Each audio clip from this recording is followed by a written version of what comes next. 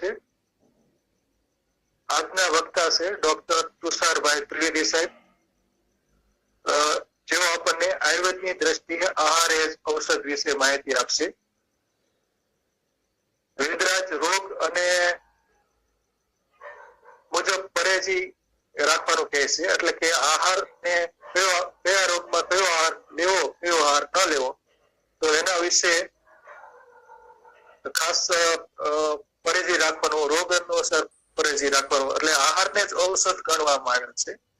એટલે રોગ અનુસાર આહાર કયો લેવો અને કયો ન લેવો, તો એના વિશે આજે વક્તા છે ડોક્ટર તુષારભાઈ ત્રિવેદી સાહેબ.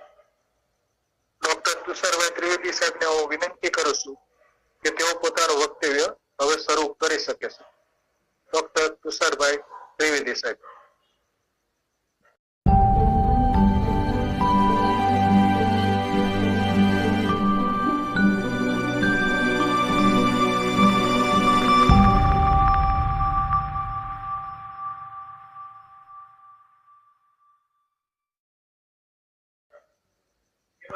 સાહેબ અને ગિરનાર મંડળના વેબિનારમાં ઉપસ્થિત સર્વે ને મારા જય ધન્વંતરી. હવે છે ને આજે મારે એવું હતું કે પાવર પોઈન્ટ પ્રેઝન્ટેશન કરવું હતું, પરંતુ એના છે ને ફોન્ટ છે મોબાઈલમાં ફોન્ટ ચેન્જ થઈ ગયા, એટલે પીપીટી આવી નહીં, પણ એના બધા સ્લાઇડના મેં ફોટોગ્રાફ્સ લઈ અને હું બીજા ફોનમાંથી શેર કરીશ. એટલે એ મુજબ આપણે એટલે એક એક સ્લાઇડ છે એના ફોટા ટર્ન બાય ટર્ન શેર કરીને આપણે પ્રયત્ન કરશું. કારણ કે એમાં શું થયું કે પાવર પોઈન્ટ પ્રેઝન્ટેશન હતું એની આખી લેંગ્વેજ ફરી ગઈ ગુજરાતી, એટલે એ કઈ મને ફાવતું નથી. એટલે પહેલી સ્લાઇડ આપણો વિષય એ છે કે આહાર એ જ ઔષધ. આપણે ઘણી બધી માન્યતાઓ આહાર વિશેની એવી હોય. Screen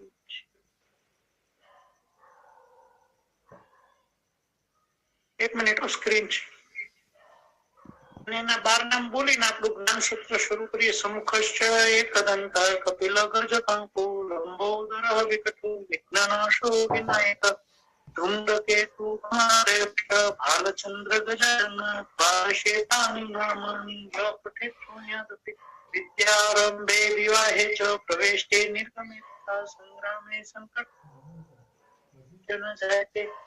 next. તો આજનો આપણો વિષય છે આહાર એ ઔષધ. હવે આયુર્વેદની અંદર ખાસ આપણે જોતા હોઈએ છીએ કે પરેજીનું મહત્વ હોય છે. બીજી બધી પદ્ધતિઓની અંદર એટલું પરેજીનું મહત્વ હોતું નથી. એલોપેથી તો ગમે એ ખાવ દવા જ ખાવ, ત્યારે હોમિયોપેથી ની અંદર જ્યાં સુધી, પરંતુ આયુર્વેદમાં તમારા આહારનું આયોજન છે એ અગત્યનું છે. અને કઈ રીતે? બીજું ઘણી બધી વસ્તુઓ આપણે વિશે એવી છે કે આ વસ્તુ સારી ને આ વસ્તુ ખરાબ. આયુર્વેદ એમ કે કોઈ આહાર દ્રવ્ય સારું નથી, કોઈ આહાર દ્રવ્ય ખરાબ નથી, પરંતુ કન્ડિશન અનુસાર એની સારી કે ખરાબ અસરો આવે છે. એ ક્યારે ફાયદો કરે, ક્યારે નુકસાન કરે,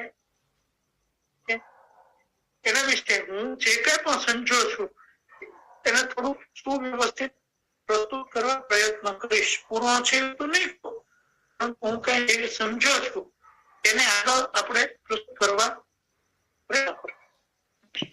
તો શું આપ એવું માનું છું કે યોગ્ય રીતે આહાર લેવાથી સ્વાસ્થ્યની જાળવણી રાખી શકાય તથા રોગોને દૂર કરી શકાય? શું આપની આહાર લેવાની રીત યોગ્ય છે?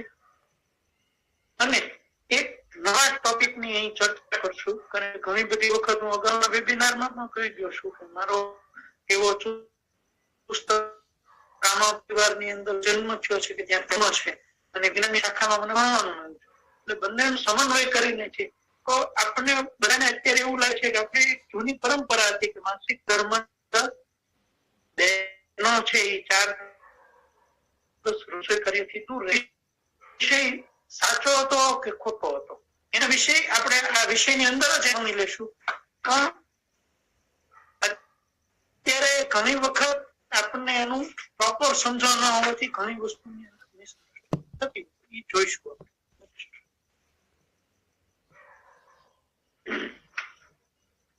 તો આયુર્વેદ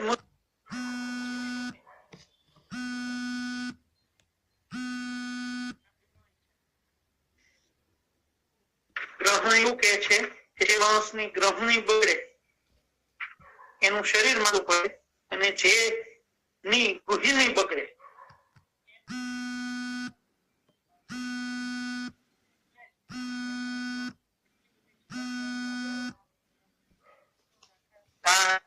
સ્વાસ્થ્યની જવાબદારી એમની પાસે હતી અને એનું આહાર આયોજન જ એવા પ્રકારનું હતું કે જેથી કરીને કોઈ જ વ્યક્તિ એની દવાની જરૂર તો જેવી રીતે ટીપો છે એનું બેલેન્સ છે 3 પાયા પર છે. આયુર્વેદ એમ કહે છે કે આયુર્વેદમાં 3 ઉપસ્તંભો છે. આ નિંદ્રા એમાંથી એક આહાર વિશે આપણે જોઈશું, નિંદ્રા અને બ્રહ્મચર્ય વિશે પછી ક્યારેક આપણને જો તક મળશે તો જોઈશું. પણ આજે આપણે આહાર વિશે જોઈશું કે આહાર છે એનું શું મહત્વ છે, આયુર્વેદ આહાર વિશે શું કહે છે. તો આયુર્વેદમાં આહારની મહત્તા આપણને બધાને કોઈને પરિચયનું મહત્વ નથી, પરંતુ આયુર્વેદમાં એવું બતાવેલું છે વિના અપી ભેષજમ વ્યાધિમ પથ્યાદેવ નિવર્તતે નતુ પથ્યા વિહીનસ્ય ભેષજનામ શક્યરપી. દવા વિના પણ રોગ માત્ર પથ્યા પાલન કરવાથી મટી જાય છે, પરંતુ પથ્ય પાલન ન કરનારને 100 દવાઓ પણ રોગ મટાડી શકતી નથી. અત્યારે આપણે ગજની માન્યતા કેવી છે, આખું દુખે છે તો સાહેબ કઈ દવા, પેટમાં દુખાવો થાય છે તો કઈ દવા, પાચન નથી થતું તો કઈ દવા. પણ આયુર્વેદ શું કહે છે આ શ્લોકમાં, આ ભાવ પ્રકાશ નો શ્લોક છે, વિના અપી ભેષજમ વ્યાધિ પથ્યાદેવ નિવર્તતે. દવાની કોઈ જરૂર જ નથી. જો પથ્ય આહારનું આયોજન કરવામાં આવે તો દવા આપવાની જરૂર નથી, અને જો રોગી પથ્યનું પાલન ન કરે તો 100 દવાઓ આપશો તો પણ એનાથી આપણે મટાડી શકશું નહીં. નેક્સ્ટ બીજો શ્લોક એવો ચરક સંહિતાનો છે, પથ્યે સતી ગદાતસ્યમ કિમ ઔષધ નિષેવમે પથ્યે અસતી ગદાતસ્યમ કિમ ઔષધ નિષેવ. આ મહર્ષિ ચરક આવું કહે છે, પથ્ય આહાર પાલનાર રોગીને દવા લેવાની શી જરૂર છે. જો તમે તમારો યોગ્ય આહાર હશે તો દવા લેવાની કોઈ જરૂર નથી, અને પથ્ય પાલન ન કરે એને પણ દવા લેવાની જરૂર નથી. શું કારણ, અહીંયા આહારને એટલું બધું મહત્વ આપ્યું. કારણ કે ઓલમોસ્ટ તમે જોશો તો એક તો પહેલી વસ્તુ એ છે કે આપણે વર્ષોથી આપણું શરીર, આપણું પાચન તંત્ર આહાર દ્રવ્ય લેવા ટેવાયેલું છે, એનું પાચન કરવા માટે ટેવાયેલું છે. જ્યારે ઔષધ દ્રવ્યમાં ઘણી વખત એવું બને કે ઔષધ દ્રવ્ય છે એ આપણા શરીરની સિસ્ટમ માટે ન હોય. બીજી વસ્તુ કે આહાર કરતા ઔષધ દ્રવ્ય છે એની માત્રા હંમેશા અલ્પ હોય, કારણ કે વધારેમાં વધારે જો કોઈ ની માત્રા હોય તો 5 ની માત્રા છે, 80 ml સુધી 5 દ્રવ્ય આપી શકે. હવે તમે જુઓ કે આપણે ચા પીએ ને તો ચા નો આપણો મિનિમમ કપ 150 ml,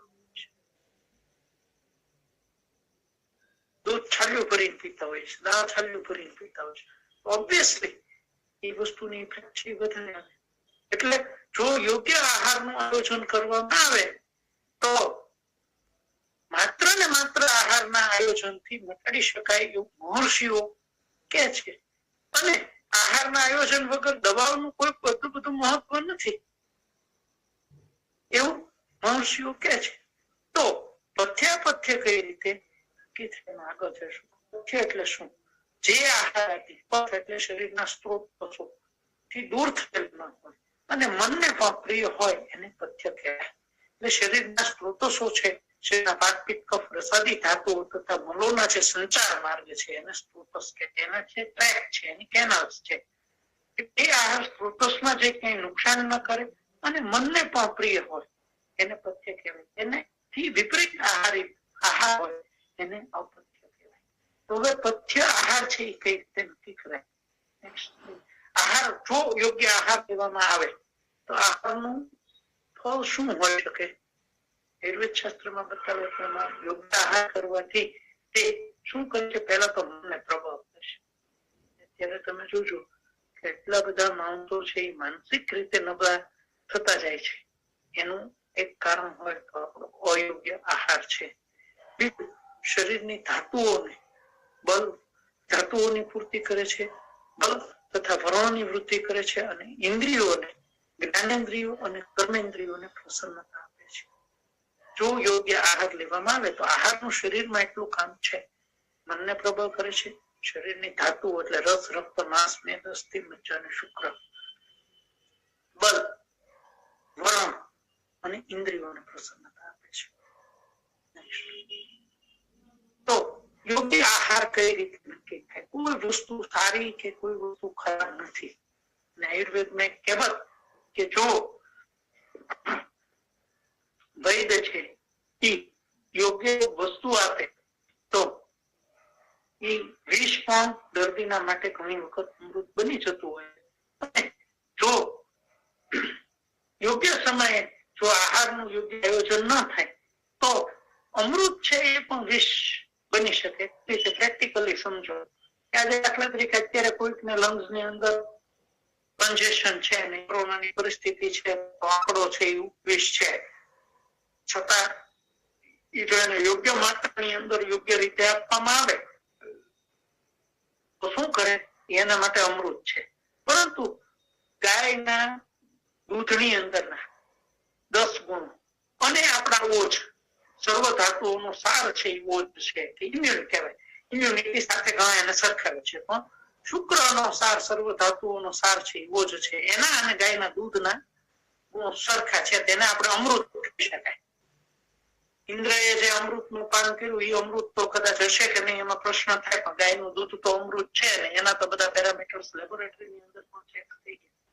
પરંતુ કોઈને અતિસાર થઈ ગયા હોય, ઝાડા થઈ ગયા હોય અને એની અંદર જો એને ગાયનું દૂધ આપવામાં આવે તો ગાયનું દૂધ અતિસાર વાળા માટે વિષનું કાર્ય કરશે.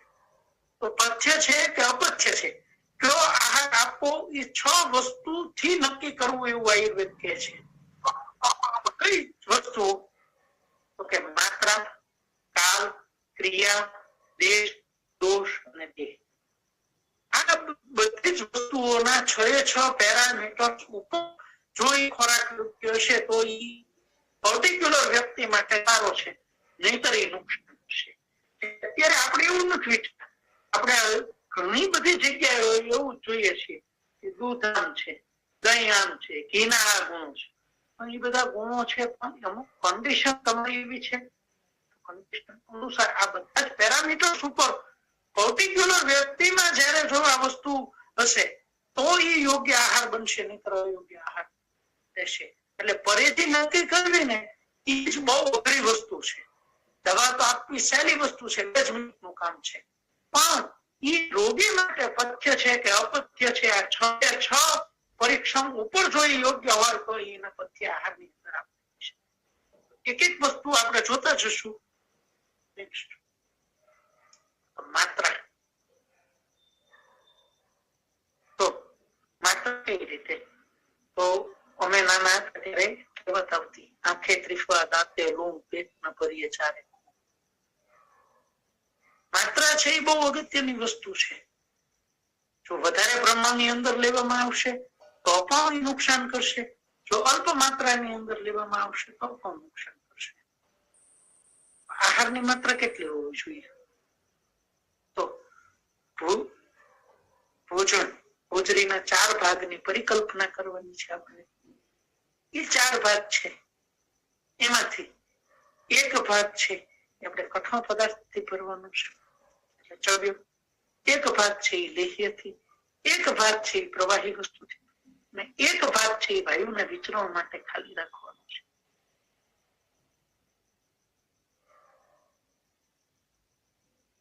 તો આ રીતે આપણે ભોજન એટલે 25% ઓછું જમવાનું છે. ભીમાણી સાહેબે કોમેન્ટ લખી કે ભાઈ હું અગરી રહેવું એટલે ઓછું જમવું જોઈએ. કેટલું ઓછું જમવું જોઈએ? આપણા હોજરીની અંદર જે ખોરાક ખાશું એ 2 કલાક સુધી વલોવાશે.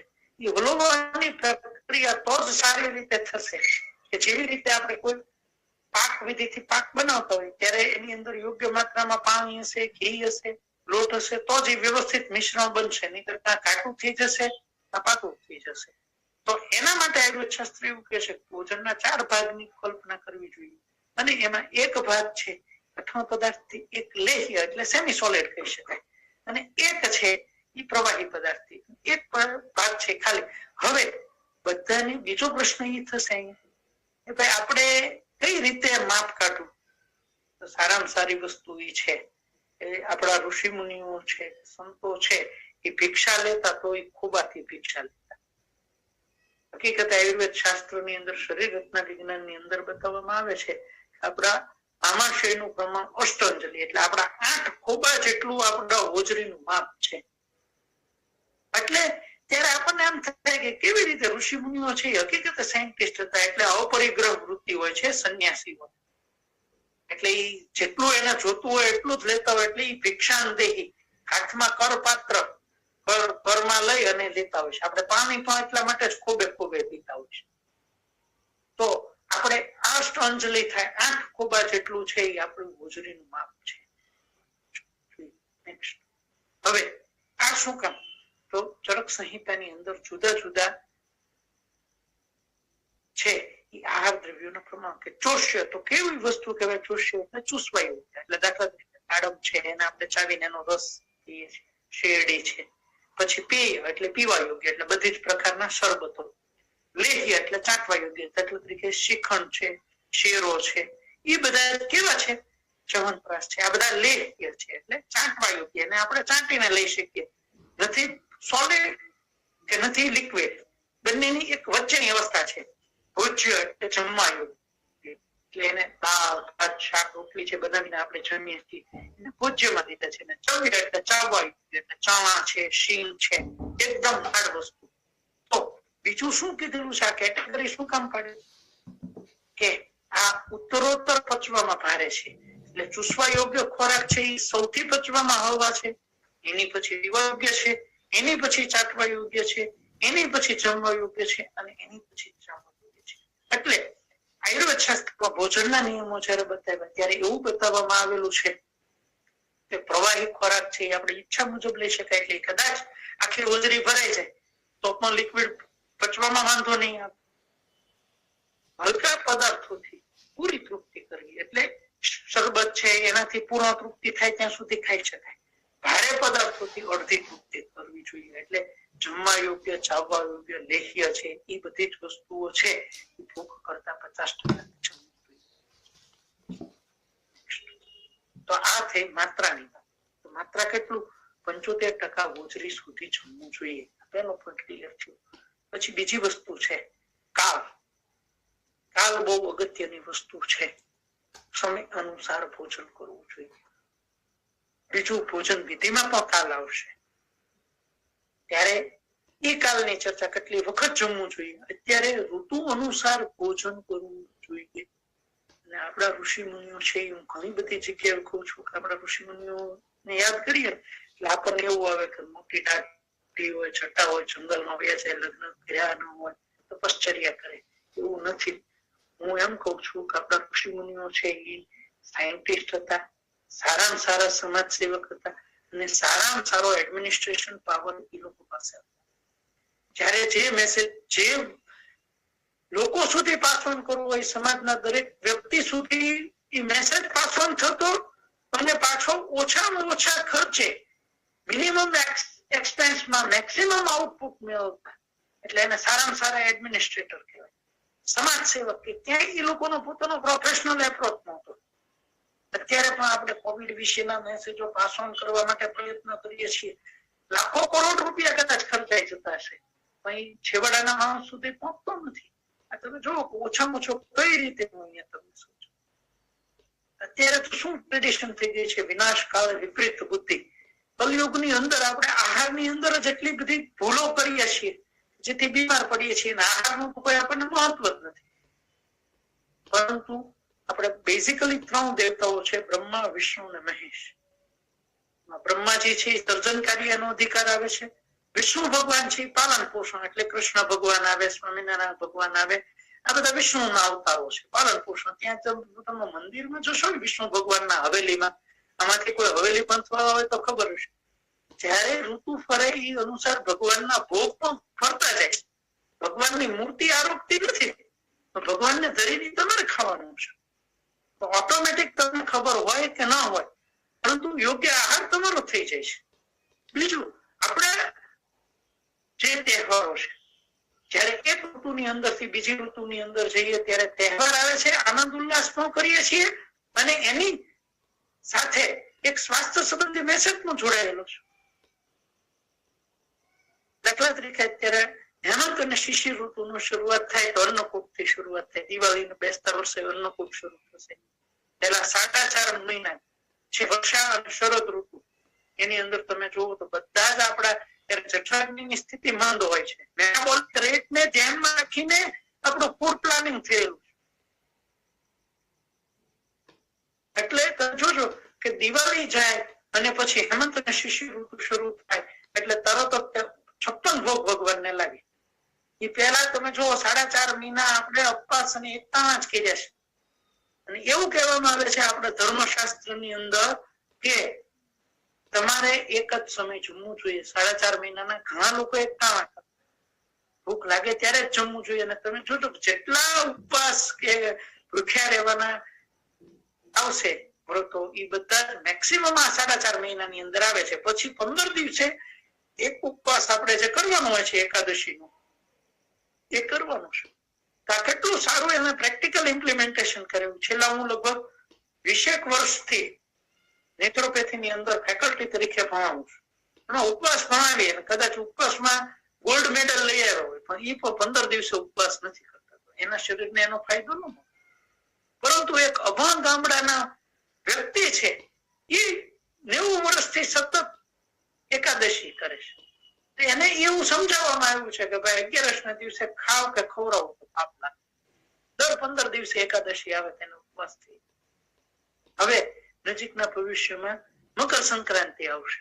મકર સંક્રાંતિ છે એ આપણે તલ અને ગોળ થી ખાઈ અને એનો લાડુ બનાવીને એ લાડુ ખાઈને આપણે કરવાનું છે. હેમંત અને શિશિર ઋતુમાં એવા ખોરાક ખાવા જોઈએ. પછી આવશે હોળી. ત્યારે હેમંત અને શિશિર ઋતુ પૂરું થશે, પછી વસંત ઋતુ આવશે તો એમાં કફનો ક્લેશ થાય. તો એના અનુસાર શું ખાશું આપણે? ધાણી, દાળિયા, ખજૂર. શરદ પૂર્ણિમા આવશે ત્યારે શરદ ઋતુની અંદર પિત્તનો પ્રકોપ હોય તો દૂધ અને પૌવા ચાંદનીનું સેવન કરવું. પરંતુ આપણે તો શું છે, આપણને એવું છે કે આપણી સ્વાદ હતો અને સ્વાસ્થ્ય હતું. અત્યારે સ્વાદ નથી ને સ્વાસ્થ્ય નથી. અત્યારે જો દરેક તહેવાર હશે તો શું છે, ઊંધિયું ખાય ને ઊંધા માથે પડી. શરદ પૂનમ હોય તો ઊંધિયું ખાવાનું, દહીં ખાવાનું. હવે દહીં પોતે પણ પિત્તનો પ્રકોપ કરવો, ઊંધિયું પોતે પણ પિત્તનો પ્રકોપ કરવો. દૂધ ભાત ખાવા જોઈએ. હવે તમને કહું કે તમે જુઓ કે મેં એક જગ્યાએ વાંચ્યું હતું કે આપણે રીંગણ છે એ પચવાની અંદર ભારે ઉષ્ણ પ્રકૃતિને. એટલે તમે જોજો હવેલી પંથવાળા છે ને 4.5 મહિના રીંગણા નહીં ખાય. કારણ કે ત્યારે સ્વાભાવિક રીતે આપણો અગ્નિ મંદ હોય, પચાવવા માટે ન હોય. અને એક જગ્યાએ એવું વાંચ્યું હતું કે ત્યાં એ રેફરન્સ મને યાદ નથી, પણ એક સંશોધન એવું હતું કે રીંગણાના બીજ છે એ આંતરડાની અંદર 100 દિવસે ડાયલ્યુટ થાય છે. એટલા પચવા ભારે છે. હેમંત અને શિશિર ઋતુની અંદર આપણો પાચન શક્તિ મજબૂત હોય તો ત્યારે પચી જાય. તો તમે જોજો લસણ ડુંગળી છે એ ક્યારેય નથી ખાવાના, કારણ કે એ મન ઉપર અસર કરે છે. પરંતુ આ રીંગણા છે એ 4.5 મહિના નહીં ખાવાના, બાકી 8 મહિના ખાઈએ છીએ. શું કામ? કારણ કે જયારે તમારો મેટાબોલિક રેટ સ્વાભાવિક રીતે લો છે ત્યારે ન ખાવા જોઈએ. એટલે ઋતુ અનુસાર એક આમ તો એક ઋતુનો એક ટોપિક બનેવો છે વેબિનારમાં, પરંતુ ઋતુ અનુસાર ભોજન કરવાનું મહત્વ આવું છે. કાલથી કોઈ વસ્તુ સારી નથી કે અત્યારે છે તો અડદિયા પાક ખવાય, અંજીર પાક ખવાય, ગુંદર પાક ખવાય, અત્યારે બધા પાકો ખવાય. પણ આના પાક છે એ ફેબ્રુઆરી મહિના પછી અપથ્ય થઈ જશે. દિવાળી પહેલા, ઓક્ટોબર પહેલા તો અપથ્ય હતા. હા, એવું સાહેબ પુરાણમાં કીધેલું છે, પદ્મ પુરાણ નો રેફરન્સ છે. વિમાન સાહેબ એના બી હોય ને જો આંતરમાં તો મૃત્યુ થાય. એટલે શરીર આપણી હિન્દુ ધર્મ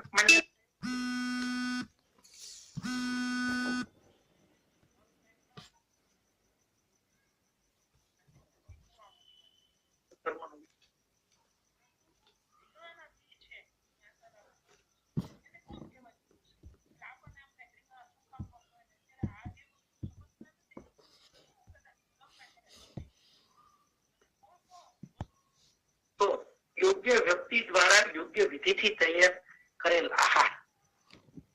હવે અત્યારે ઘણી વસ્તુ વાનગી હોય, હું આહાર ઉપર સારામાં સારું લેક્ચર લઈ શકું, પરંતુ આહાર બનાવતા મન ના આવડે. એક ને એક રીંગણા હોય, એક ને એક મસાલો હોય, બેન બનાવે તો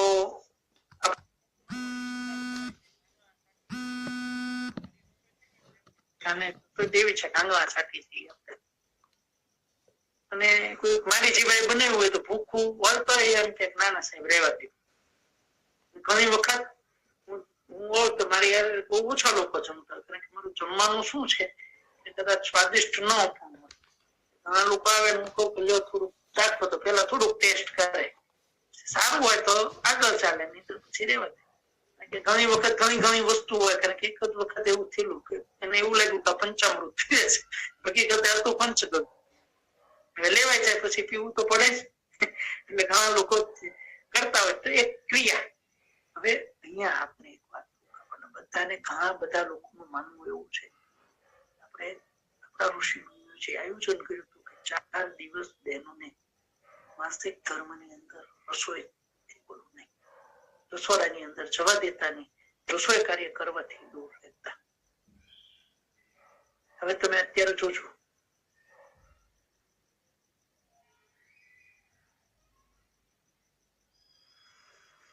મીટિંગમાં પાછું હતું. હલો,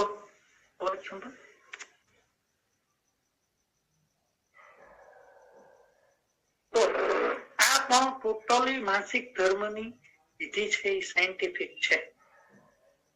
આપણા 5 બોડી છે, અન્નમય કોષ, મનોમય કોષ, પ્રાણમય કોષ, વિજ્ઞાનમય કોષ અને આનંદમય કોષ. અત્યારનું જે મોડર્ન સાયન્સ છે એ માત્ર એટલું જ માને છે કે અન્નમય કોષ અને મનોમય કોષ છે, એવું એ લોકો હવે થોડું માનતા થયા છે. પણ પ્રાણમય કોષ છે, ટ્રિલિયન ફોટોગ્રાફી થાય છે, એનાથી આપણું એક જે રેડિયો એક્ટિવ બોડી છે એ પ્રાણમય. આનંદમય કોષ અને વિજ્ઞાનમય કોષ ને તો એ લોકોને કઈ ખબર જ નથી.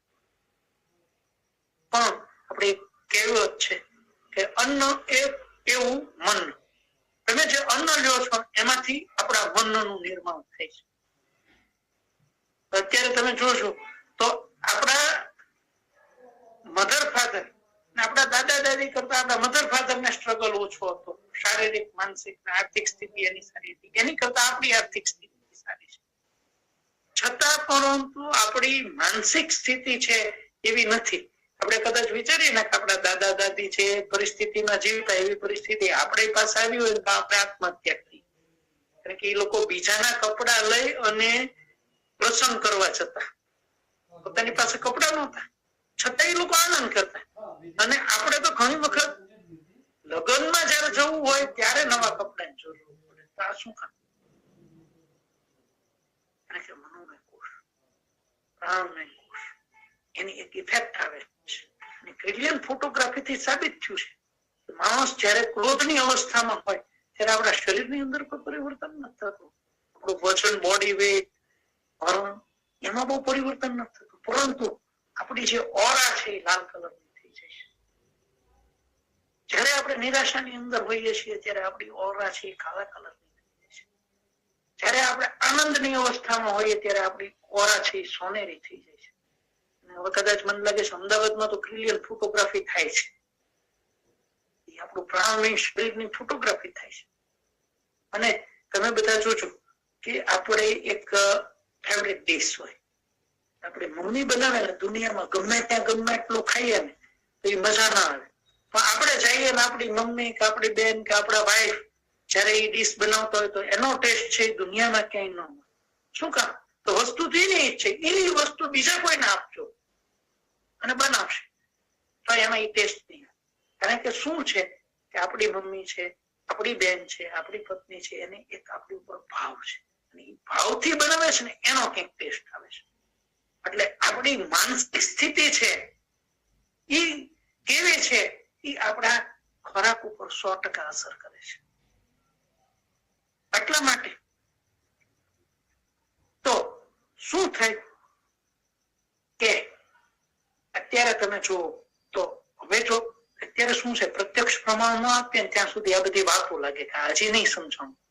પરંતુ આમાં જો એક બેન દર વખતે હોય છે, એક બોમ્બે થી હોય છે ને MBBS બેન છે, આયુર્વેદ ના ઘણા વિદ્યાર્થીઓ છે, કે આપણું બહેનોનું માસિક ચક્ર છે 14મા દિવસે ઇસ્ટ્રોજન નું પ્રમાણ પીક ઉપર હોય છે, 28મા દિવસે ઓછામાં ઓછું ઇસ્ટ્રોજન નું પ્રમાણ હોય છે. હવે ઇસ્ટ્રોજન નું પ્રમાણ ઘટે એટલે શું થાય? ઇસ્ટ્રોજન નું પ્રમાણ ઘટે એટલે બહેનોના સ્વભાવમાં ઉગ્રતા આવી જાય, એક ક્રોધ આવી જાય, નિરાશાવાદી વલણ આવી જાય, ચીડચીડાપણું આવી જાય. હવે આ વસ્તુ પરમેનન્ટ ક્યારે થાય છે? હોર્મોન્સ ના સિક્રિએશન બંધ છે એ બહેનોને 42-45 વર્ષની ઉંમર પછી થઈ જાય છે, ત્યારે પરમેનન્ટ બંધ થઈ જાય છે, ત્યારે એ માર્કેબલ દેખાય છે. એ અલ્પ માત્રાની અંદર થાય છે અને એ એસ્ટ્રોજન નું લેવલ જ્યારે ઓછા પ્રમાણમાં થાય ત્યારે જ મેમ્બ્રેન ફ્રેક્ચર થઈને પેલું માસિક ધર્મની અંદર ત્યારે એને શારીરિક અને માનસિક આરામની જરૂર છે. એટલે એની જે વ્યગ્રતા છે એ વ્યગ્રતાના કારણે આપણે બધા અત્યારે શોર્ટ ટેમ્પર થતા જઈએ છીએ. આવું કદાચ જો રિસર્ચ એટલે એ બહેનો માટે માસિક ધર્મની અંદર 4 દિવસથી વાપરતા નહીં, કારણ કે એની અંદરનું જે ઓલું છે એ બીજા બધા વ્યક્તિઓ સુધી પાસ ઓન ન થાય. એને ત્યારે શારીરિક અને માનસિક આરામની જરૂર છે. એટલા માટે બીજું એ દિવસોમાં બહેનો જે વાપરતા એ ઇલેક્ટ્રિક રીતે અવાહક વસ્તુઓ છે, દાખલા તરીકે રેશમી વસ્ત્રો પહેરવાના, ઊન છે એ અવાહક છે. કાંઈ ના હોય તો આપણો જે કોથળો છે એ પણ અવાહક છે. લાકડાની વસ્તુ છે એ ન વાપરે, બાકી બધી જ વસ્તુઓ વાપરે. બધી મેટલ અડો તો એ પાસ ઓન થાય એનર્જી, પણ આમાં અવાહક વસ્તુઓ છે એના સંપર્કમાં રહે તો એ જે નેગેટિવિટી એનામાં ઉત્પન્ન થાય છે એના પૂરતી મર્યાદિત રહે, અને ત્યારે એને શારીરિક અને માનસિક બંને રીતે આરામની જરૂર છે. એટલા માટે થઈ અને માસિક ધર્મની અંદર બહેનોને ત્યારે તો અત્યારે બધા કહે કે હાઇજીન નહોતું, ત્યારે કોઈને હાઇજીનમાં ખબર નહોતી. મિત્રો એ આપણો વહેમ છે, આપણે હજી એટલા હાઇજીનિકલ નથી. તમે જોયું કે વૈદિક પરંપરાની અંદર આપણી માતાઓ કે બહેનો જયારે રસોઈ કરતી ત્યારે નાળ અને અબોટિયું પહેરીને, એટલે રેશમી વસ્ત્રો પહેરીને એ બહેનો છે એ રસોઈ કરતા રસોડાની અંદર, જમતા પણ નહીં. હવે કોરોના કાળમાં આપણે નાવાનું મહત્વ સમજ્યા છીએ, એટલે નાવાનું મહત્વ સમજાય નહીં તો તેમ કે નાવું પાણીનો બરબાદ છે. એક એક વસ્તુઓ છે એ ડિઝાઇન કરેલી છે. એટલે માસિક ધર્મ છે એની પાછળ એટલે યોગ્ય ક્રિયા, યોગ્ય વિધિથી જો ખોરાક છે એ અતિપક્વ થઈ જશે તો પણ ખાવા લાયક નહીં રહે, અપક્વ રહેશે તો પણ ખાવા લાયક નહીં. પછી આવે છે દેશ અનુસાર આહારની વિવિધતા. અહીંયા જ આપણે મોટી બધી ભૂલો કરીએ છીએ. ભારતની અંદર મેજર જો આપણે 3 પ્રદેશો છે, વર્લ્ડ વાઇઝ ઘણા બધા પ્રદેશો છે, પરંતુ આપણે શું કરીએ છીએ? ગુજરાતીઓ બહુ ફરવા જતા હોય, હું ફરતો હોઉં છું, મને પૂછવા આવે કે ત્યાં શું જોવાનું છે એ પૂછવા કરતા બધાને રસ શું હોય એ સાહેબ ત્યાં ગુજરાતી ક્યાં સારું ખાવાનું મળે, તમે અહીંયા છે એ હતો. અને બીજું કે રહેવાનું ક્યાં સારું. હું એક જ જવાબ દઉં કે આ 2 વસ્તુ આપણા ઘર જેવી આપણને ક્યાંય ન મળે. આપણા ઘરે આપણે શું હોય એવો જ બેડ મળે, આપણું ઓશીકું એકનું એક જ, આપણું ગાટલું એકનું એક જ, અને જમવાનું આપણા ઘરનો ને આપણા ટેસ્ટ ની ખબર હોય. હકીકતે શું છે, આપણે પંજાબમાં જઈએ ત્યારે પંજાબમાં ગુજરાતી ખાઈએ છીએ, ગુજરાતમાં બહાર જઈએ ત્યારે પંજાબી ખાઈએ છીએ, ક્યારેક પંજાબમાં જઈને પંજાબી ખબર પડશે. હવે તમે જોશો તો મધ્યપ્રદેશ થી ઉપરનો પ્રદેશ છે MP થી ઉપર, એટલે દિલ્હી, હરિયાણા, પંજાબ, ઉત્તર પ્રદેશ, બિહાર, આ એક અલગ પેટર્ન છે. ત્યાં તમે જોશો ઠંડી પણ વધારે પડશે અને ગરમી પણ વધારે પડશે. અત્યારે આપણે કોલ્ડ વેવ છે પણ આપણે 10 ડિગ્રીની આજુબાજુ છે. બીજો છે મેદાની પ્રદેશ, એટલે મધ્યપ્રદેશ, મહારાષ્ટ્રનો થોડોક ભાગ, રાજસ્થાન ને ગુજરાત, અને પછીની પેટર્ન છે નીચેની, એટલે મહારાષ્ટ્રનો છેવાડાનો ભાગ, પછી આ કર્ણાટક છે, કેરળ છે, તામિલનાડુ છે. ત્રણેયમાં ભોજન પદ્ધતિ આખી અલગ અલગ છે, કારણ કે તેનો અનુસાર, તેના વાતાવરણ અનુસાર છે એ ત્યાંનું ડાયટ પ્લાનિંગ છે. તમે જો ત્યાં ઠંડી એટલી પડે એટલે આપણા શરીરનું તાપમાન બનાવી રાખવા માટે યુપી ની અંદર હાઈ કેલોરિક ડાયટ લેવો પડે. અત્યારે તો બધા ડાયટિશિયન શું કરે, 2000 કેલરી બધે લેવા. હું કઉ છું ના ના, ચોમાસું હોય ત્યારે તમારે કદાચ 1000 કેલરી ની પણ જરૂર પડે, શિયાળો હોય ત્યારે કદાચ 5000 કેલરી ની પણ જરૂર પડે શરીર. યુપી ની અંદર જાઓ તો 3 ડિગ્રી સેલ્સિયસ તાપમાન છે અત્યારે. 3 ડિગ્રી સેલ્સિયસ ની અંદર તમારે વધારે ફેટ નું કન્ઝમ્પશન કરવું પડે તો જ તમે તમારા શરીરનું બોડી ટેમ્પરેચર મેન્ટેન કરી શકો. એટલે ત્યાં જજો, ત્યાં જોવો તો સરસવનું તેલ ખવાય છે. આ મેદાની પ્રદેશોની અંદર બેઝિકલી આપણું છે એ તલનું તેલ ખવાય. અત્યારે બીજા બધા તેલો ખાઈએ છીએ, બીજા નંબરની વસ્તુ છે, તલ તેલ ખવાતું. અને નીચેના પ્રદેશોમાં જાઓ તો ત્યાં છે એ કોપરેલ તેલ ખવાતું. શું કામ? ઓલા પણ છે એ અગ્નિની અવસ્થા પ્રદીપ્ત હોય છે. તમે જોજો પંજાબની અંદર જઈને પંજાબી ખાવ ત્યારે સાહેબ આખું અલગ જ પંજાબી હોય. આપણે આલુ પરોઠા હોય છે તો પરોઠામાં આપણે તેલ તવી ઉપર મૂકીને કરીએ છીએ. પંજાબની અંદર જઈ અને પંજાબી ખાઈએ તો એ આલુ પરોઠા છે એ ઘીનો તવો હોય એની અંદર તળતા હોય છે. અને એક પરોઠું સવારમાં આલુ પરોઠું એક ખાઈ લઈએ એટલે પછી આખો દિવસ જમવાની જરૂર. ત્યાં લસ્સીનો ગ્લાસ આવે તો લગભગ મને લાગે 1.5 લીટર 3 લીટર લસ્સીનો ગ્લાસ આવે. તો ત્યાં શું છે કે ત્યાંના વાતાવરણ પ્રમાણેનું ત્યાંનું ફૂડ છે એ ડિસાઈડ થયેલું છે. ત્યાં ઠંડી પણ વધારે પડે છે, ગરમી પણ વધારે પડે છે. આપણે શું છે, ઠંડી પણ વધારે ઓછી પડે, માપે પડે છે, ને ગરમી પણ માપે પડે છે. અને યુપી બિહારની અંદર જજો, હું તો વારાણસી મારે ઘણી વખત જવાનું થાય, યુપી નો મેં ઘણો પ્રવાસ કરેલો. તો ત્યાંની એક ઓલું છે, આપણે અહીંયા જમણવાર કરીએ ને તો દાળ ભાત વગર તો આપણે હાલે જ નહીં ગુજરાતી. પણ ત્યાં જમણવાર કરે ત્યારે દાળ ભાત છે ને એ ગરીબ લોકો છે એ કરે. ત્યાં જમણવારમાં શું કરવાનું ખબર? ફરસાણ અને મીઠાઈ છે. 2-3 જાતની ફરસાણ હોય, 2-3 જાતની મીઠાઈ હોય, પૂરી ને શાક હોય. આપણને વિચિત્ર લાગે તે ખબર નથી કે સાહેબ અહીંયા અમે દાળ ભાત છે ને એ ઓછા કરે. અરે ગરીબ માણસો એ કેમ કે દાળ ભાતમાં શું ખાવું? ખાવું તો માલ પાણી ખાવું. કારણ કે ત્યાં હાઈ કેલરીક ડાયટ ની જરૂર પડે. અને તમે જોજો કે ત્યાંના બધા જ લોકોનું છે ત્યાં છે. આપણે અહીંયા રસોઈયાને કહેશો તો 100 માણસોએ 8 કિલો મીઠાઈનું પ્રમાણ હોય છે. ત્યાં મને લાગે છે કે આની કરતા 100 માણસોએ 30-40-50 કિલો મીઠાઈ ખવાય છે. પછી આ મેદાની પ્રદેશની અંદર આપણે દાળ ભાત શાક રોટલી ખાઈએ છીએ. આપણે શું છે, બહુ ઠંડી નથી, બહુ ગરમી નથી, આપણે તલનું તેલ ખાવાની અંદર વાપરીએ છીએ. અને આપણેથી નીચેનો પ્રદેશ છે કે જ્યાં ચોમાસા જેવી ઋતુ રહે છે, મહારાષ્ટ્ર પૂરું થવા આવે અને કર્ણાટક થી શરૂ થાય, કર્ણાટક, કેરળ, તામિલનાડુ, ત્યાં ભારતને અહીંયા લોટ ખવાતો જ નથી. શું કામ? તો કે ત્યાંનો જે દેશ અનુસાર આહાર, કારણ કે આયુર્વેદ શાસ્ત્ર એવું કહે છે યથા પિંડે તથા બ્રહ્માંડે. જે વસ્તુ બ્રહ્માંડની અંદર જે સ્થિતિ છે એવી પિંડ, એટલે જે વાતાવરણમાં રહેશું એને અનુરૂપ આપણું મેટાબોલિઝમ થઈ જશે. સાઉથ ની અંદર જશો તો હોટલ ની અંદર પહેલા તમને ગરમ ગરમ પાણી આપશે, ઠંડુ પાણી આપણે માંગવું પડે છે. શું કામ? કારણ કે ત્યાં પાણી પણ પચાવવું અઘરું પડે છે. ત્યાં દાળ ભાત ખાય છે, શાક રોટલી તો બહુ જ ઓછા લોકો ખાય છે. જુદી જુદી પ્રકારના ભાતની પચવામાં એકદમ લઘુ અને સુપાચ્ય ખોરાક ખાય છે. આપણે બધું ખાઈએ છીએ અને ઉપરના પ્રદેશમાં હેવી ડાયટ છે. કેમ? કદાચ યુરોપિયન કન્ટ્રીઝ છે એમાં પીઝા છે, બર્ગર છે, મેંદાની વસ્તુ એટલા માટે ખવાતી. કારણ કે ત્યાં આપણે સાંભળીએ છું, હું તો બહુ અનુભવ નથી, પરંતુ એવું કહે છે કે ત્યાં -°C, -35 ડિગ્રી, -40 ડિગ્રી, કેનેડાની અંદર અમુક પ્રદેશોની અંદર તાપમાન થઈ જાય છે. તો એની અંદર આ બધી મેંદાની વસ્તુઓ ખાય, જીન્સ પહેરે તો એના માટે જરૂરી છે. હવે આપણે શું મેંદો ખાઈ અને ઘણી વખત એવું થાય કે 45 ડિગ્રી સેલ્સિયસ તાપમાન હોય ને આપણે પાઉં ખાતા હોઈએ છીએ, પીઝા ખાતા હોઈએ છીએ, બર્ગર ખાતા હોઈએ. ઇટાલી ની અંદર જઈએ તો પાસ્તા ખાવા જ છું, હવે એનો કઈ વાંધો નહીં. અમેરિકાની અંદર જઈએ ત્યારે અમેરિકન ફૂડ ખાઈએ, કે થાઈલેન્ડ ની અંદર જઈએ ત્યારે થાઈ ફૂડ ખાવ તો વાંધો નહીં.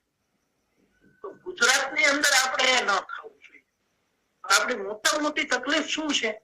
આપણે રવિવારે અહીંયા બહાર જશું ત્યારે અહીંયા પંજાબી ખાશું, સાઉથ ઇન્ડિયન ખાશું. સાઉથ ની અંદર જઈને ક્યારેક સાઉથ ઇન્ડિયન નું ટેસ્ટ કરજો. એક વખત તમારે પેલા એવું થયેલું, પહેલી વખત હું ગયો ત્યારે હું સાંભાર ની રાહ જોતો હતો. સવારે આપણે દાળ આવે ને એને સાંભાર કે, ત્યાં સાંભાર એટલે એક ચટણી જેવું હોય ને એમાં કોપરેલ તેલ નાખીને એની સાથે ઢોસો ખાવાનો હોય. દાળ જેવું નહોતું. 10-15 વર્ષ પહેલા હું તો સાંભાર ની રાહ જોતો હતો. અને ત્યારે ઇંગ્લિશ એટલે પછી ખબર પડી કે સાંભાર એટલે તો આના જે લોકો સાંભાર કે છે. આપણે તો અહીંયા ચાઇનીઝ આવ્યું ત્યારે આપણને કોરોનામાં ખબર પડ્યું કે ચાઇનીઝ લોકો કેવું ફૂડ ખાય. અહીંયા જો ચાઇનીઝ આવે તો ઘણી વખત થઈ તો ચાઇનીઝ ભેળ બનાવે અને પાછા ઘણા એમ કે સાહેબ જૈન ચાઇનીઝ ભેળ છે. મેં કીધું આ ચાઇના વાળાને આપી હોય ને તો ચાઇના વાળો ચક્કર થઈ જાય. ગુજરાતીઓ છે ને હકીકતે જીવવા માટે ખાવું જરૂરી છે, પણ આપણે ખાવા માટે જીવીએ છીએ. બીજા બધા લોકો છે ને જીવવા માટે ખાય. આજે તમે સાઉથ ની અંદર જાઓ ને તો શું છે, એ બિચારા એકલા ભાત જ ખાતા હોય અને એ ભાતે તો 3-4-5 રૂપિયા વાળા એ ભાતે આપણને ભાવે નહીં, અડધા કાચા અડધા પાકા. અને ઓલી બાજુ જાવ તો એકલા રોટલી ને શાક જ ખાતા હોય, બીજું કઈ એમ ખાવામાં જ ન. યુપી વાળા ચાલુ દિવસોમાં જાવ, આપણે તો ગુજરાતીઓને તો સવારે જુદું જોઈએ, બપોરે જુદું જોઈએ, રાત્રે જુદું જોઈએ, પાછા ક્યાંક નાસ્તો કરીએ. આપણે તો માત્ર ને માત્ર છે ને ખાવા માટે જ જીવીએ છીએ. બાકી બધા જીવવા માટે ખાય છે, આપણે ખાવા માટે જીવીએ છીએ. તો દેશ અનુસાર આપણે છે એ ખાવું જોઈએ. તો ઉત્તર ભારતની અંદર હોય ત્યારે ઉત્તર ભારતનું ફૂડ ખાવું જોઈએ, મધ્ય ભારતમાં હોય તો મધ્ય ભારતનું. ઘણી વખત ઘણાને જોજો, આમાંથી ઘણા ડોક્ટરો અત્યારે જોઈ છે, કોઈ યુપી વાળા આવશે, બિહાર વાળા આવશે, આવીને જોઈ સરસવનું તેલ થશે તો એને સ્કિન ડિઝીઝ થાય છે. આપણે ઘણામાં જોઈએ અને એમાં માત્ર ને માત્ર સરસવનું તેલ આપણે બંધ કરાવી દઈએ ને અહીંયાનું તેલ ખાવા માંડે ને સિંગ તેલ છે કે. અને આ તો કપાસિયા તેલ તો મહેરબાની કરીને ખાવું નહીં, કારણ કે ઓઇલ મિલ વાળાએ કીધું 18 જાતની કેમિકલ પ્રોસેસ થાય છે પછી કપાસિયાનું તેલ બને. આપણા શાસ્ત્રની અંદર કઈ કપાસિયાનું તેલ બતાવેલું નથી. તલ તેલ છે ઉત્તમ બતાવેલું છે. તલ તેલ જ ખાવામાં વાપરવું જોઈએ. એટલે અહીંયા જઈએ ત્યારે અહીંયાનો જે આપણા પ્રદેશ અનુસાર આહાર છે એ લેવો જોઈએ. બધાની તમે ફૂડ પેટર્ન જોજો, બધાની અલગ અલગ ફૂડ પેટર્ન. જ્યાં જઈએ ત્યારે ફરવા જવાનો ઉદ્દેશ એ છે કે જ્યાં જઈએ ત્યારે ત્યાંની ફૂડ પેટર્ન છે એને આપણે એન્જોય કરવી જોઈએ, એ ખાવી જોઈએ. તો આપણા શરીરના સ્વાસ્થ્ય માટે સારું રહે, નવી કઈ જાણકારી મળે. પણ ત્યાં જઈને આપણે પાછા ગુજરાતી ગોતતા હોય છે. અને એ ગુજરાતી એવું હોય ઘણી વખત આપણે આપણું ગુજરાતી ખાવા ઉપર પછી રુચિ ન રહે. પછી આવે છે દેહ અનુસાર કેટલું છે એ અનુસાર આપણે જોવું જોઈએ. બધાની પ્રકૃતિ અલગ અલગ હોય છે. વાયુ પ્રકૃતિ છે એની વિશ્વમાં ક્યારેક ભૂખ ન લાગે, પિત્ત વાળા હોય તો એનો તીક્ષ્ણાગ્નિ હોય, કફ વાળા હોય તો એનો મંદાગ્નિ. એના દોષ અનુસાર એના આહારનું પ્રમાણ લેવું જોઈએ. તમે ઘણા જોશો તો પિત્ત પ્રકૃતિ વાળા છે ને ક્યારેક વાંધો નહીં, શરદી નો થાય નહીં. કફ પ્રકૃતિ વાળો હશે તો એને ઉનાળાની અંદર પણ જાય છે એ અનુસાર માફક આવે. પોતાની પ્રકૃતિ કઈ છે એનું નિદાન વૈદ્ય કરાવીને એ અનુસાર આહાર વિહાર લેવો જોઈએ. ઘણાને પોતાનું સાતન્ય ન હોય. મારી 25 વર્ષની પ્રેક્ટિસમાં 2-4 વસ્તુ એવી મને જોવા મળી કે જે મને પણ ન લાગે. કારણ કે મગ માટે સુશ્રુત સંહિતાની અંદર સદા પથ્ય લખેલું છે. હું તો મગના ડોક્ટર તરીકે જ જાણું. મગથી પણ કોઈને રિએક્શન આવી શકે, સોજા આવી શકે. એક મગથી પણ મેં આવતા જોયેલા છે. ભાઈ હકીકતે મગ ખાય તો એને તકલીફ થાય. તો ત્યારે એમ થાય કે એના દેહ અનુસાર વિપરીત હશે. એકને આમળા ખાય તો સોજી જાય. નહીતર એવું લખેલું છે આયુર્વેદ શાસ્ત્ર ની અંદર, કારણ કે હું આયુર્વેદના ગ્રંથોમાં લખેલું છે એનું ચુસ્ત પાલન કરું છું કે આમળાની ખટાશ છે કોઈ દિવસ નડે નહીં. તો એનો વિપાક મધુર છે, રસ અમ્લ છે, વિપાક મધુર છે એટલે નડે નહીં. તો એટલા માટે એ નડે નહીં. પણ એક પેશન્ટ ને મારી જિંદગીમાં એવું જોયું કે આમળા ખાય તો સોચી જાય. ત્યારે એ એના દેહ અનુસાર કદાચ એના આમળા માફક ના હોય. આપણે આપણી પોતાની પ્રકૃતિ છે, કઈ પ્રકૃતિ છે એ પ્રકૃતિ અનુસાર આપણે આહાર લેવો જોઈએ. વાત પિત્ત કફ પ્રકૃતિ આહાર લેવા જોઈએ, કેવા આહાર ન લેવા જોઈએ એનો ઉદ્દેશ છે. આપણે નજીક કોઈ હોય તો ત્યાં પિત્ત વાળાએ કેવા આહાર લેવા જોઈએ, કેવા આહાર ન લેવા જોઈએ, કફ વાળાએ કેવા આહાર લેવા જોઈએ, કેવા આહાર ન લેવા જોઈએ. આખું બધું જ શાસ્ત્રની અંદર તો દેહ અનુસાર છે ઈ આહાર વિધિ કરવી જોઈએ આપણે. અને રોગ અનુસાર અત્યારે છે સૌથી વધારે પ્રાધાન્ય છે દેશ ત્યારે કોઈ પણ રોગની ટ્રીટમેન્ટ કરતા હોય આમાં જ ઘણું બધું મિસકન્સેપ્શન થાય છે. કે ઘણા હોય એમ કે સાહેબ છાશ વિશે એવું લખેલું છે કે દેવો નહીં પણ દુર્લભ છે, તારા માટે નહીં. હું ઘણી વખત ઘણા દર્દીઓને કહું છું કારણ કે તમારા રોગની અવસ્થા એવી છે. એમ કે ગાયનું દૂધ તો અમૃત છે, પણ જેને ગ્રહ નહીં હોય તો, જેની પાચન શક્તિ મંદ છે તો એના માટે એ ગાયનું દૂધ નથી. જેને આમ અવસ્થા માટે છે એના માટે ઘી અગત્યનું નથી. તો રોગ છે તો એ રોગની ઇન્ડિવિડ્યુઅલ પરેજી હોય એ પ્રમાણે તમારે પથ્ય પાલન કરવું જોઈએ. દાખલા તરીકે કોઈને ચામડીનો રોગ હોય તો એના માટે લવંગ રસ છે એ વિષ સમાન કાર્ય કરે છે, એને ન ખાવું જોઈએ ખાવું. તો રોગ અનુસાર છે એ ઘણું બધું હોય છે. અને આ કોરોનાની અંદર પણ ઘણા બધા કહે છે કે જયારે ગ્રીષ્મ ઋતુની અંદર કોરોના ચાલતો હતો ત્યારે એમ કહેતો હતા કે આ બધું ઉષ્ણ વસ્તુઓ તમે આપો છો, મરી ને તજ ને લવિંગ ને તુલસી નો અજમા, એ પેશન્ટ ને ગરમ પડે છે. અને ઘણા લોકોએ તો એક અફવા પણ ચલાવેલી. પણ જયારે જે દર્દીમાં એ દોષની પરિસ્થિતિ હોય ત્યારે તમે આપો તો 100% નુકસાન ન થાય. પછી દોષની સ્થિતિ લેવલે આવી જાય ત્યારે તમારે બંધ કરી દેવું જોઈએ કારણ કે ઋતુ અનુસાર. પરંતુ જયારે વ્યાધિની અવસ્થા છે ત્યારે દોષ અનુસાર આપણે એની આહાર કલ્પના કરવાની છે. ઘણા બધા લોકો તો એવું કહેતા હોય છે કે આવું બધું ગરમ ગરમ લઈને પાઇલ્સ ન થઈ જાય તો પાઇલ્સ માં મરી ન જવાય. કદાચ પાઇલ્સ સાથે આખી લાઈફ જીવી શકાય, લાઈફ થ્રીટનિંગ ડિઝીઝ નથી, પરંતુ કોરોના છે એ મારી નાખે. ઘણા બધા લોકો બહાના બનાવતા છે. પરંતુ જયારે આપણો જે રોગ હોય છે તો એ રોગ અનુસાર છે એ આહાર વિધિનું પથ્ય અપથ્ય હોય છે ત્યારે એને મહત્વ આપવું જોઈએ. દોષ એટલે આપણે વાત પિત્ત કફ દોષ અનુસાર જે રોગ છે દેહ એટલે આપણી પ્રકૃતિનો દોષ. પછી હવે આપણે આહાર સેવન વિધિ. ઘણી વખત ઘણા છે એ આપણે આમ તો જો કે મેં પહેલા જ પ્રશ્ન લેક્ચરની શરૂઆત કરી ત્યારે પૂછો શું આપને યોગ્ય રીતે આહાર વિધિ આપણી યોગ્ય છે, આપણને ખાતા આવડે છે? હવે કોઈ માણસને આપણે ગાંડો ડિક્લેર કરવો હોય તો શું કે માનસિક પરિસ્થિતિ બરોબર કે આને તો બિચારાને ખાવાનું ભાન નથી, બાકી બધા નાટક કરતા ઘણા પરિસ્થિતિ અનુસાર. પરીક્ષા આવે ત્યારે ઘણા ગાંડા થઈ જતા હોય છે, ઘણી વસ્તુથી બચવા માટે ગાંડા થઈ.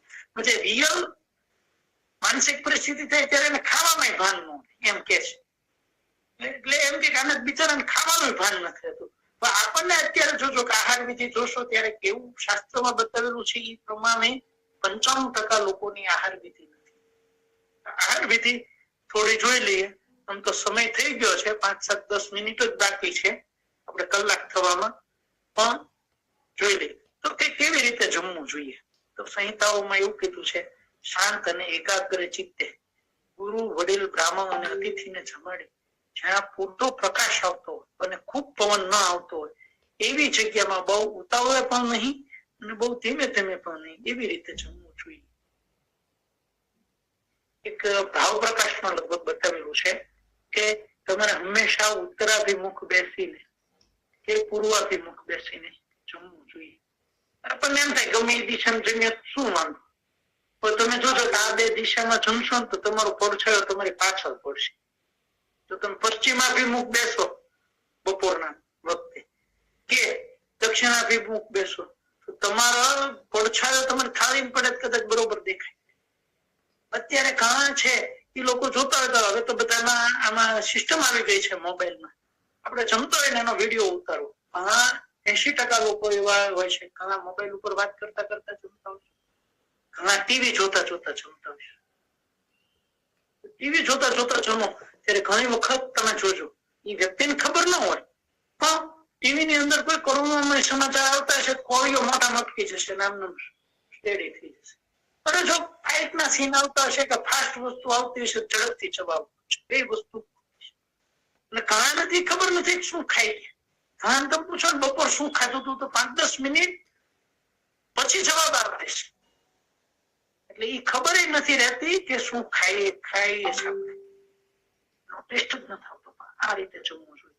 પાત્ર તો કે સૌથી ઉત્તમ પાત્ર છે એ જમવા માટે સોનાનું છે, પછી ચાંદી છે, પછી કાંસુ છે, પછી લોખંડ છે, પછી કાચ છે, પછી પત્ર છે. અત્યારે મોટામાં મોટો પ્રશ્ન એ છે, એક વખત ઓલા વર્ષમાં અમદાવાદ ગયો તો અમદાવાદ ની વચ્ચોવચ્ચ એક મોટો ડુંગર, અહીંયા વળી ક્યાં છે ડુંગરો? તો પછી જોયું ને તો એ ઓલા પ્લાસ્ટિક નો ડુંગર થયેલો છે. બીબીના એડમિશન માટે બીજે મેડિકલમાં 2-3 વર્ષ પહેલા જોયું ને ત્યારે રસ્તામાં અહીં આવે છે વિસ્તાર. પ્લાસ્ટિકમાં તો ક્યાંય જમવાનું જ નથી કીધું. આપણે ઋષિમુનિએ કેવું આયોજન કર્યું, બધા ભેગા થતા ત્યારે આપણે ખાખરાના પાનમાંથી જે પતરાવળી બનાવી એમાં જમતા. હવે એ જો પતરાવળી પડી રહેશે ને જમીનમાં છે ને તો એ ડિઝોલ્વ થઈ જશે. પ્લાસ્ટિક 50 વર્ષ સુધી વપરાતું નથી. એને ક્યાં ડિસ્પોઝ કરવું એ એક પ્રશ્ન છે. એના બદલે આપણે કેવા કે ક્યાં કોઈ પ્રાણીઓ ખાઈ જતા, પ્રાણીઓ ન ખાય અને પડ્યું રહે તો એમાંથી ઓર્ગેનિક ખાતર થઈ જતું. તમે જોજો કે રાજા રજવાડાઓ છે એ સોનાની અંદર જન્મથી એનો અંશ આપણા શરીરની અંદર આવે છે. ઇમ્યુન સિસ્ટમને પાવરફુલ કરે છે. સોનું, ચાંદી, કાંસુ. કાંસામાં તો ખરેખર આપણે કાંસાના વાસણોની અંદર જ જમવાની પ્રથા હતી. લોખંડ, એવા વાસણની અંદર જમવું જોઈએ નહીં. તો પથ્થર કે માટીના વાસણની અંદર ખોરાક ન જમવો જોઈએ. જમવા માટે ના પાડી છે. માટીના વાસણની અંદર પકાવવાની ના નથી પાડી. જમવું જોઈએ 100%. આપણે આ વાસણોની અંદર ક્યારે જમવું? ત્યારે અમને યાદ આવે કે અત્યારે તો બધા શું છે કે આપણે જે જોવે છે એ માનસિક રીતે બાળકોને વિકૃત કરીએ છીએ. મોબાઈલ ની અંદર કાર્ટૂન જોતા હોય છે. એ પ્રાણીઓની વિકૃતિ હોય છે, કાં ફાઇટ હોય છે, કાં મારકાપ હોય છે. એના શરીર કે મનને કોઈ રીતે ફાયદો કરતું હોય એવી રીતે નથી. આપણે પેલા અમે નાના હતા ત્યારે શું કરતા, આપણી દાદીમાઓ વાર્તા કહેતા હતા, એની અંદર પણ ક્યાંક જીવનનો બોધ હોય. અને આ વસ્તુ જયારે જયારે મને હું વાંચું છું ત્યારે મને યાદ આવે કે સારું કેટલું સરસ છે.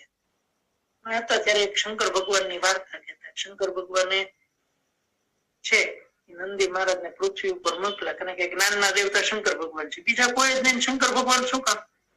તો જ્ઞાનના દેવતા છે. પૃથ્વી ઉપર મોકલા, જ્યાં મનુષ્યોને કે 3 વાર નાઈને 1 વાર જમ. નંદી મહારાજ ભૂલી ગયા આવતા 1 વાર નાવાનું 3 વાર જમવાનું થઈ ગયું. આવતા એ દિવસના આપણે 3 વખત જમ્યું. બાકી સંહિતાની અંદર તમે જોજો કે દિનચર્યાની અંદર જમવાનો એક જ સમય બતાવેલો છે. જે લોકોનું પરિશ્રમ તીક્ષ્ણ છે એને બીજી વખત જમવાનું છે. અને બીજું એક થોડુંક હતું, 1 વખત જમે તે યોગી, 2 વખત જમે તે ભોગી અને 3 વખત જમે તે રોગી. આપણે તો બધા 3 વખત તો મિનિમમ 3 વખત જમતા હોય. અને ઘણા તો અત્યારે જે ડાયટિશિયન રાખે છે તો દર 2 કલાકે જમતા હોય છે. એના આયુર્વેદ સમર્થન આપતું નથી. અને મેં ઘણી વખત જોયું છે. હા, આજની તારીખે અહીંયા ભાવનગરમાં 5-10 વ્યક્તિઓ એવા તમને બતાવી શકું જેમનું આયુષ્ય 90 વર્ષ ઉપરનું છે, માત્ર 24 કલાકમાં 1 વાર જમે છે. એને કોઈ બીમારી આવતી નથી. પ્રત્યક્ષ જોયેલું છે. આપણે શું કીધેલું કે પહેલો પ્રહર જવા દેવો અને બીજો પ્રહર જવા દેવો નહીં. દિવસના 4 પ્રહર હોય એટલે એપ્રોક્સિમેટલી જોઈએ તો 10 થી 1 વચ્ચે જમી લેવું જોઈએ. કારણ કે ત્યારે બ્રહ્માંડની અંદર સૂર્યનારાયણ તેજ સૌથી વધારે હોય, અગ્નિ તત્વ વધારે હોય. એટલા માટે આપણા શરીરની અંદર પણ અગ્નિનું લેવલ વધારે હોય એટલે એ સમયની અંદર આપણે જમી લેવું જોઈએ. અને જે કોઈને તીક્ષ્ણ અગ્નિ હોય, પરિશ્રમ વાળું કાર્ય કરતા હોય એ લોકોએ 3.5 પ્રહર પછી એટલે દિવસનો છેલ્લો અડધો પ્રહર બાકી હોય ત્યારે, એટલે સૂર્યાસ્ત પહેલા લગભગ 1.5-2 કલાક જમી લેવું જોઈએ અને એ ભોજન છે એ હોવું જોઈએ. એટલે આપણે તમે જોજો બપોરનું જમવાનું છે ને એ આપણું ભારે હોય, સાંજે છે તો એ આપણે હળવો ખોરાક, સૌરાષ્ટ્ર ની અંદર તો ખાસ આપણે ખીચડી ને દૂધ, ખીચડી એવો હળવો ખોરાક લેતા અને એ ત્યારે પરિશ્રમ વાળું હતું ત્યારે, સાંજ પછી તો કોઈ જમતા જ નહીં. એટલે આપણી ડાયજેસ્ટિવ સિસ્ટમ ને માનો 14 કલાકનો રેસ્ટ. અને તમે જુઓ તો જૈન છે એ કોમ્યુનિટીનું સૌથી બેઠાડું જીવન એ લોકોનું છે વિશ્વ. કારણ કે ધંધામાં એટલા બધા પ્રવૃત્ત હોય છે કે એક્સરસાઇઝ વગરનું એમનું જીવન છે. તમે જુઓ કે સવારમાં નૌકાશી છે એ કદાચ સૂર્યોદય પછી 40-45 મિનિટ નૌકાશી કરવાનો સમય હોય છે અને સૂર્યાસ્ત પહેલા 40-45 મિનિટે તો એ લોકો 24 વિહાર વાળી લે છે. એવરેજ 12 થી 14 કલાક જો કઈ પણ તમે આપો તો પણ એને પહેલાના તમે જોજો બધા જ શેઠીઓનો ફોટા જોજો કે જે જૈન આ રીતે આવતા છે ને એની સિંગલ બોડી ના છે, ફેટી બોડી. આપણે તો રાત્રે 12 વાગે વેબિનાર પૂરો થાય પછી ડબ્બા ખોલીએ તો રાત્રિ ભોજન છે ને રાક્ષસી ભોજન કહેવાય. રાક્ષસો છે એ રાત્રે જમે, એટલા માટે રાત્રે જમવું જોઈએ નહીં. તો સવારનો એક પ્રહર જવા દેવો, બીજો પ્રહર જવા દેવો અને અગાઉ ભોજન પાચી જાય, જીર્ણ ભોજન થાય એના લક્ષણો બતાવ્યા છે. મુખ શુદ્ધિ થાય, અપાન વાયુની નિવૃત્તિ થાય, ઉપચાર શરીરની અંદર લઘુતા થાય અને જે માર્ગો દૂર થતું હોય છે. આમાં પણ આપણે વિનાશકાળે વિપરીત બુદ્ધિ જોજો. આપણે અત્યારે શું પેટર્ન છે સૂપ ટુ ડેઝર્ટ. અને તમે જો ભાગવતમાં ભગવાને એવું કીધું કે કલિયુગની અંદર માણસ છે ઊંધા માથે થઈ જશે. જે ન કરવાનું હોય ને એ જ કરે, કરવાનું હોય એ ન કરે. હકીકતે આપણે એવું કીધેલું છે કે ભોજનની શરૂઆતમાં મધુર રસ વાળા પદાર્થો લેવા જોઈએ, ભોજનની મધ્યમાં અમ્લ અને લવણ રસ વાળા અને કટુ તિક્ત કષાય રસ વાળા પદાર્થો છે એ છેલ્લે ખાવા. અત્યારે આપણે બધા ઓલા સૂપ છે એ કેવા છે? કટુ તિક્ત કષાય રસ વાળા છે, એ પહેલા આપણે લઈએ અને ડેઝર્ટ એટલે આઈસ્ક્રીમ છે એ છેલ્લે લેતા હોઈએ છે.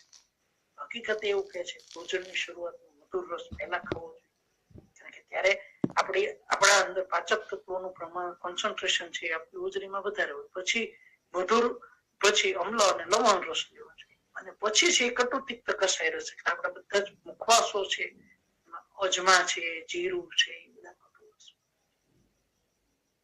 પાચનમાં મદદરૂપ થાય. હવે આ તો શું છે, પડ્યા ઉપર પાકું થાય, છેલ્લે આઈસ્ક્રીમ ખાઈ ગઈ. અને આઈસ્ક્રીમ તો આપણો કોઈ આહાર જ નથી. પછી ભોજનમાં પાણી કઈ રીતે પીવું જોઈએ? તો ભોજનની શરૂઆત પહેલા, ભોજન પહેલા પાણી પીવાનું આયુર્વેદ શાસ્ત્ર ના કહે છે. ભોજનની મધ્યમાં પાણી પીવું હિતાવહ છે અને ભોજનની અંતમાં, ભોજનાંતે વિષમ વારી. તો ભોજન પછી પાણી પીવું ને તો એ વિષ સમાન કાર્ય કરે છે. પાણી સારું ખરાબ નથી. અત્યારે ઘણા લોકો એવા હું જોતો હોઉં છું, ઘણા આપણે પાણી આપીએ ને તો એની બોટલમાં નાખીને પીવે. હું કહું કેમ તમારી બોટલમાં ભરીને પાણી પીવું છો? કંઈક કોઈક નવું કરે ને તો મારો એવો ખોખુદિયો સ્વભાવ કે એમાંથી આપણને કંઈક એવું નહીં સાહેબ મારે હાન થાય ને 3 લીટર 5 લીટર પાણી પી જવું જોઈએ. હું કહું એવું ન હોય. ઋતુ અનુસાર આપણને તરસ લાગે ને ત્યારે આપણું બોડી ફૂલ્લી કોમ્પ્યુટરાઇઝ છે. જયારે વોટર લેવલ આપણું એક લેવલ થી ઓછું થશે ને આપણને તરસ લાગશે ત્યારે પાણી પી. અને જો એવો જ કોઈ નિયમ રાખો ને તો તમે જો ખેડૂતો જે ચાષમાં કામ કરતા હોય ને એક ચાસ આવે ને ત્યાં ગાગર ભરીને પાણી. ખેડૂતો જે મજૂરી કામ કરતા હોય ને ખેતરની અંદર હોય, તડકાની અંદર, ત્યારે તો એ સવારથી સાંજ સુધીમાં કદાચ 20, 25, 30 લીટર પાણી પી જતા હોય. ત્યારે એ પરિસ્થિતિ અનુસાર એ એને યોગ્ય છે. અને ઘણા શિયાળાની અંદર બેઠા હોય તો 1 લીટર પાણી પણ યોગ્ય છે. જયારે તરસ લાગે ત્યારે પાણી પીવું છે. એમ પાણી સારું નથી, પણ ભોજનની મધ્યમાં પાણી પીવું તો એ સારું છે. ભોજનના અંતે પાણી પીવું તો એ વિષ સમાન છે. પાચન શક્તિ પછી પાણી પીવું જોઈએ નહીં. ભોજન પછીની વિધિ તો કે કોગળા કરવા જોઈએ, આમ કુક્ષી કરવી જોઈએ. એટલે આમ કુક્ષી એટલે આપણે બધા એવું માનીએ છીએ કે જમીન સુઈ જવું. એવું નથી. વામકુક્ષીની શાસ્ત્રમાં જે મેથડ દર્શાવેલી, જમીને 100 ડગલા ચાલવું જોઈએ, પછી જમણા પુરખે સુઈને 8 શ્વાસ લેવા જોઈએ, ચત્તા સુઈને 16 શ્વાસ લેવા જોઈએ, અને ડાબા પુરખે સુઈને 32 શ્વાસ લઈએ એટલે આ વામકુક્ષી પૂરી. તમે ક્યારેક કરજો, કરશો શું થશે? કાં ઓડકાર આવી જશે, કાં પાછું થઈ જશે. કારણ કે આપણું પાચન તંત્ર ખાલી હોય, ઉપરથી આપણે કેમ ઓલો ડબ્બો ખાલી હોય અને ઉપરથી નાખીએ તો વચ્ચે ગેસ આવી જાય, તો એ જે છે એ વાયુ છે એ આંતરડાની ગતિથી આગળ ચાલતો હોય એ ડિસ્ટર્બ કરતો હશે. એટલે વામકુક્ષી કરવાની છે. પછી તાંબુલ ભક્ષણ છે, એમાં કીધું છે તાંબુલ નાગરવેલનું પાન છે, એની અંદર સોપારી છે, તજ, લવિંગ અને એલચી, ખેસા લગાવી અને એ પાન ભક્ષણ કરવું જોઈએ. હવેલીમાં પણ એ પાન, ભગવાનને આપણે પાનનું બીડું આપીએ છીએ, એ પાનનું બીડું લેવાથી એ આપણે જે કઈ પણ ખાધું છે એને પચવામાં મદદરૂપ થશે. શતમ જીવમ શરદ, બધા જ 100 શરદ ઋતુઓ સ્વસ્થતાપૂર્ણ જીવું.